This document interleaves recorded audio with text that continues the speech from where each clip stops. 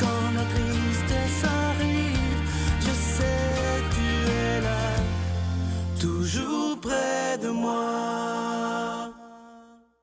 Bon mercredi, 2 jours avant Noël. Bienvenue à votre émission de la Victoire de l'amour. J'espère que vous allez bien aujourd'hui, qu'on se prépare à vivre une belle journée, surtout un vrai Noël dans quelques jours. On rejoint immédiatement notre ami Luc Faneuf.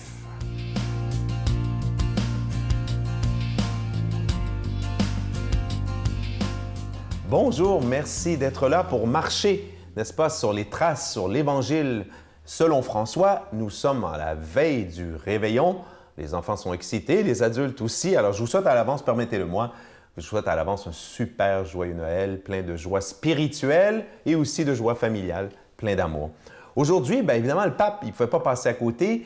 Le mystère de Noël, c'est le mystère d'une naissance. Et quand on dit naissance, on dit aussi les parents. La Vierge Marie, on en parle beaucoup, mais Saint Joseph, lui, écoutez ce que le pape avait à dire sur Saint Joseph à l'Angélus du 22 décembre 2013.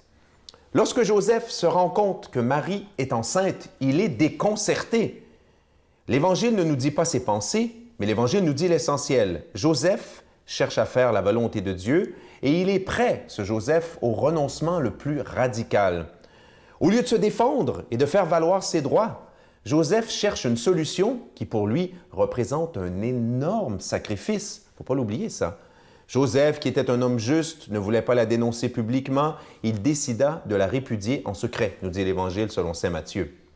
Donc, même aux prises avec un drame intérieur, Joseph veut faire la volonté de Dieu. C'est important, ça. Cet Évangile nous montre donc toute la grandeur d'âme de saint Joseph, qui écoutait toujours la voix de Dieu. Il ne s'est pas obstiné à suivre son projet de vie. Il n'a pas laissé la rancœur empoisonner son cœur. Non, en renonçant à son projet, et en acceptant à la place celui du Seigneur, Joseph s'est trouvé pleinement lui-même, au-delà de lui-même. Que c'est beau et que c'est profond, n'est-ce pas, cette méditation sur Joseph, qu'on a tendance à oublier un peu, évidemment, puisque les évangiles parlent très, très peu de lui. On ne parle pas beaucoup de Marie, mais Marie est quand même beaucoup plus présente. On fait référence à elle aussi. Donc, ce texte-là nous invite à méditer sur plusieurs choses. D'abord, il ne faut pas l'oublier, on dit la Sainte Famille de Marie et Joseph, mais si vous lisez bien l'Évangile, vous savez que cette Sainte Famille, toute sainte qu'elle était, il n'y en avait pas une plus sainte sur Terre, a vécu beaucoup d'épreuves. Et c'est pas les tout petites, là.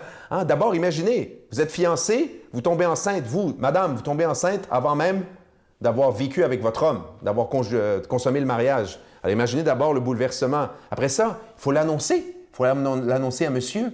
Et monsieur, vous recevez cette nouvelle. Quoi? Qu'est-ce que tu me dis là? Tu es enceinte? Je veux dire, on n'a même pas encore couché ensemble, on n'a pas consommé le mariage. Donc imaginez, nous on est habitués, ça fait 2000 ans qu'on l'entend, mais imaginez le drame du côté de Joseph aussi. Et je sais pas, moi je ne suis pas Joseph, mais ma femme me dit, Luc, je t'ai trompé, avant ou après le mariage. Je ne suis pas sûr que j'aurais été calme comme Joseph l'a été, extraordinaire, j'allais dire d'amour, ce Joseph, qui décide de la répudier en secret, parce qu'évidemment, les conséquences pour Marie, s'il l'avait dénoncée en public, un peu trop à l'avance aussi d'ailleurs, imaginez les conséquences sur Marie. Donc, Joseph va accepter ce sacrifice énorme, surtout après le songe, qui le conforte, qui lui dit « Prends quand même Marie comme épouse », donc Dieu est conforté. Et Joseph, qui est complètement dépassé par les événements, fait confiance à Dieu. Et il y a ça d'extraordinaire dans la vie de Joseph, c'est que en méditant sa vie, on réalise que même des fois, quand on a des épreuves, on ne comprend plus rien ce que Dieu nous demande. Il faut l'accepter et en acceptant de perdre nos projets, on retrouve ceux de Dieu qui nous comblent.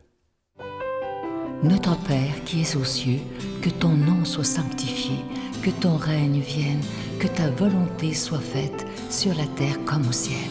Donne-nous aujourd'hui notre pain de ce jour. Pardonne-nous nos offenses comme nous pardonnons à ceux qui nous ont offensés. Ne nous laisse pas entrer en tentation, mais délivre-nous du mal, car c'est à toi qu'appartient le règne, la puissance et la gloire pour les siècles des siècles. Amen. Je suis toujours très heureux de vous parler de ce beau cadeau du mois qui a été fait sur mesure pour la victoire de l'amour. Vous ne le verrez pas ailleurs non plus.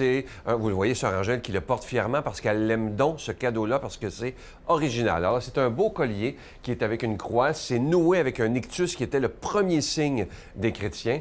Et évidemment, le collier plaqué argent orné de zircon bleu déjà béni.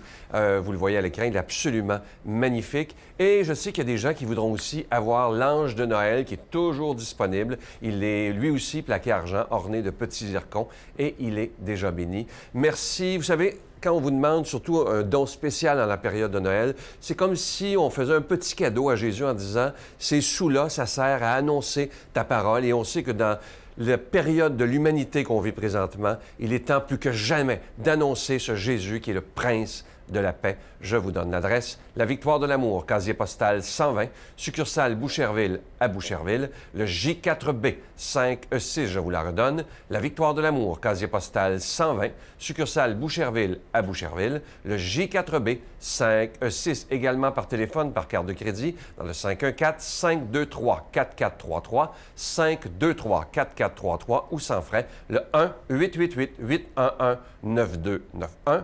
1-888-811-9291 et aussi sur notre site Internet, une façon simple et sécuritaire de faire votre don et très rapide également, le www.lavictoiredelamour.org et vous recevrez également un reçu pour fin d'impôt. Merci de tout cœur de votre offrande spéciale en cette période de Noël.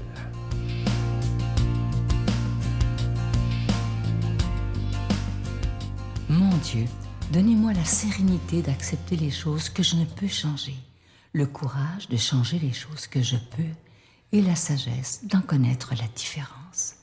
Amen. Aujourd'hui, c'est notre passionné de l'Évangile, de la parole de Dieu qui nous proclame cette belle parole, l'abbé Robert Lemire.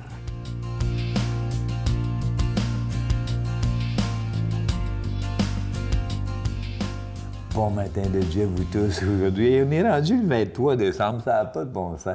Hey, moi, je ne vois pas le temps passer. L'avant-veille de Noël, j'ai d'ouvrage par-dessus la tête. Mais ça fait rien, ça vaut la peine. Hey, écoute bien l'Évangile d'aujourd'hui qui est tiré de Saint-Luc, chapitre 1, versets 57 à 66. Quand arriva le moment où Élisabeth devait enfanter, elle mit au monde un fils. Ses voisins et la famille apprirent que le Seigneur lui avait prodigué sa miséricorde. Et il se réjouissait avec elle. Juste ça. Il lui avait prodigué sa miséricorde. Il avait pardonné ses péchés. Il avait, tu sais, là, parce que quand Élisabeth, là, elle était infertile, hein, puis c'est comme si c'était une punition de Dieu. Elle me disait, littéralement, tu peux pas avoir d'enfant, ben c'est parce que mon Dieu t'a puni. T'as pas de bon sens quand tu y penses, tu sais. Tu dis, voyons donc, comment on faisait pour penser ça? Mais c'était la pensée du temps. Les lépreux, tu sais, là, tout ça. Ça, c'était toutes des punitions parce qu'on avait péché. Ça n'a pas de bon sens. Donc, moi, j'aurais dit, ses voisins savaient apprirent que le Seigneur il l'a aimé, il a montré son amour, etc., puis qu'elle est tombée enceinte à 80 années. Hein? Le 8e jour, ils vinrent pour la circoncision de l'enfant. Ils voulaient le nommer Zacharie. Imagine-toi, c'est les voisins qui décidaient ce qu'ils voulaient. Ils voulaient le nommer Zacharie, comme son père. Mais Élisabeth a dit, non, non, non, il va s'appeler Jean. Puis tu savais que le gars, la personne qui nomme l'enfant a une autorité. Fait que là, ils ont dit non, non, non, écoute, c'est juste une femme, ça, là. Il ne s'appellera pas Jean, il va s'appeler Zacharie comme... Puis on lui répondit, personne de ta famille porte ce nom-là, là. T'as pas de bon sens. Ça fait qu'ils ont dit, on va aller voir le père, puis c'est lui qui mène, hein. Regarde bien. On demandait par signe au père comment il voulait l'appeler. On demandait par signe, c'est parce que Zacharie, hein, quand il a douté, quand il y a eu l'ange qui est allé le voir, puis il a dit, ta femme va enceinte. Non, ça n'a pas d'allure, ma femme est trop vieille, puis moi aussi. Mais il a douté et il est devenu muet. Il ne pouvait pas parler. Ben, comme il voulait l'appeler, il lui fit donner une tablette et sur la clé, ben, il dit, son nom est Jean. Et tout le monde en fut étonné. Ouais, donc. Puis, regardez ça. À l'instant même, sa bouche s'ouvrit et sa langue se délia. Comment? Tu sais, là, c'est comme si... Il faut toujours faire la tradition, c'est comme ça, puis ça a toujours été comme ça, puis il ne faut pas changer rien. Ici, là, c'est comme le début d'une transformation. C'est la première fois que quelqu'un, dans les évangiles, c'est la première fois où on dit il n'y a pas eu une suite. Dans le temps, on faisait ça comme ça. Et on dit, on coupe avec la tradition, il va s'appeler Jean. Puis Jean, là, tu allé voir, Jean, c'est Dieu avec. C'est drôle, hein? Dieu avec. Fait que j'ai trouvé ça beau comme nom, hein? Et puis, là, sa bouche est déliée, puis il a béni le Seigneur.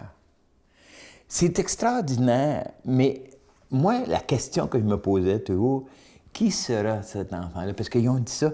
Que sera donc, ils déterminent, que sera donc cet enfant-là? Vu qu'ils ont pris une tradition, ils l'appellent Jean, l'autre, il ne parlait pas, puis il parle tout d'un coup, tu sais. Et puis, quel sera donc cet enfant? Tu sais ce qui m'est arrivé? Je me suis assis, puis je commençais à broyer, hein. Je broyais. Puis je dis, qu'est-ce que t'as broyé? Puis là, j'ai commencé à penser à mes petits-enfants, à Colin, à Henri, à Ulysse, à la petite nouvelle qui vient juste d'arriver, le Mathilde, tu sais. Puis je me suis dit, qu'est-ce qui va arriver à ces enfants-là? Que seront-ils? Puis là, j'ai pris conscience que même moi, j'avais une responsabilité aussi en tant que prêtre, puis en tant que chrétien, puis en tant qu'ami de Dieu. Tu sais, j'avais une responsabilité. Ils vont être ce que moi, je vais leur apporter. Ils vont être, si moi, je leur apporte l'amour, si je leur apporte une ouverture, si je leur montre le bon Dieu, tu sais, je pense qu'ils vont être des personnes qui vont avoir le goût de cheminer avec Dieu. Mettre Dieu dans leur vie, parce que ça a transformé leur grand-père, dans le fond, puis aussi leur père, puis leur mère, tu sais, là. Tu sais, je pense que c'est... Puis moi, en tout cas, que sera-t-il donc, cet enfant-là? Moi, la seule chose que je me dis, cet enfant-là, il va découvrir qu'il est un enfant de Dieu, un enfant bien-aimé, un enfant qui a une mission à accomplir lui aussi, comme moi j'en ai une, comme toi t'en as une. C'est quoi? C'est de propager l'amour. C'est de montrer la miséricorde, d'accueillir les autres tels qu'ils sont, de les regarder dans le fond des cœurs et non pas dans leur apparence. C'est toutes des petites choses comme ça, hein? Que sera donc cet enfant? Parce que je sais que la main du Seigneur était... Tu sais, la phrase est « En effet, la main du Seigneur était sur lui ». Bien, la main du Seigneur est sur chacun et chacune de nous, hein? Elle est sur nous, à notre baptême. Hein? Quand on est baptisé, on a reconnu qu'on était tous des enfants de Dieu, hein? Des bien-aimés, avec le potentiel de Dieu à l'intérieur de chacun de nous. Puis on est des prêtres, des prophètes et des rois. On n'est pas des tas de rien. On est des personnes extraordinaires. Donc, est-ce que c'est pas ma mission, notre mission à chacun de nous, avec nos enfants, au lieu de les écraser ou de leur montrer leur beauté, leur montrer qui ils sont vraiment, des fils et des filles de Dieu. Moi, je pense que c'est juste ça. C'est juste ça que je veux faire. Mais je vais leur montrer en le vivant, par exemple. C'est pas un coup de... Ah ben quand elle lit l'Évangile, là, lis ça, là, puis avec tu sais, toutes sortes de bébelles dans ma maison, avec des chapelets, puis c'est pas ça. Ben non, c'est le contraire. C'est pas ça. C'est dans ma façon d'agir, dans ma façon d'aimer, dans ma façon de pardonner. C'est ça que le Seigneur veut de chacun de nous. Donc, que sera-t-il, donc, cet enfant? Il va être un enfant de Dieu bien-aimé.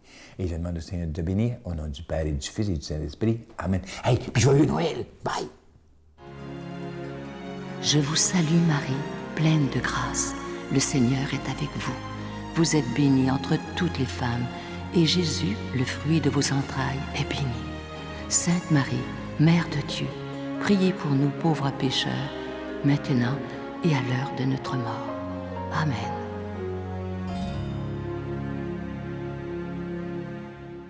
Dans quelques jours, dans 2 jours, c'est Noël. Demandons à la Vierge Marie aujourd'hui de nous aider à bien nous préparer à vivre un vrai Noël cette année. Pas un Noël de bébelle où, comme je vous disais, on est tout énervé et on ne sait plus ce qu'on fait, mais prendre le temps de dire à Marie, fais que ton fils vienne naître dans la crèche de mon cœur. Et ça, c'est important qu'on puisse accueillir ce Jésus qui est prince de la paix, lui qui peut changer nos vies à tout jamais.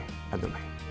Si je n'avais pas la conviction profonde que le pardon et l'amour peuvent coexister, en fait, côte à côte, parallèlement, moi, je désespérerais de l'avenir de l'homme. Noël, c'est l'amour, viens chanter, toi mon frère. Noël, c'est l'amour, c'est un cœur éternel.